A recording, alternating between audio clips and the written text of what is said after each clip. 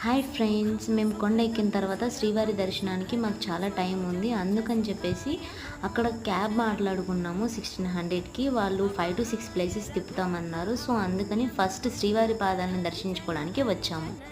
ఇక్కడ స్థల పురాణం ఏమిటంటే, తిరుమల నంబి మరియు రామానుజాచార్యులు శ్రీవారికి గొప్ప భక్తులు.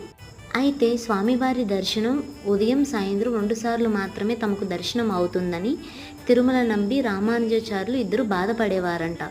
అప్పుడు శ్రీవారు తిరుమల నంబి కలలో కనబడి అభయం ఇచ్చారంట. నా పాదాలని అలిపిరి దగ్గర ఉంచుతాను, నువ్వు మధ్యాహ్నం కూడా వచ్చి దర్శనం చేసుకోవచ్చు అని చెప్పారట. అలా స్వామివారు తన భక్తుల కోసం ఇక్కడ తన పాదాలను మొదటగా ఉంచారని చాలా కథనాలు చెబుతున్నాయి. పైన వ్యూ చాలా బాగుంది. శ్రీవారి పాదాలు దర్శించుకున్నాము. శిలాతోరణం వెళ్ళడానికి రిటర్న్ అయితే స్టార్ట్ అయిపోయాము. Thank you for watching. Subscribe.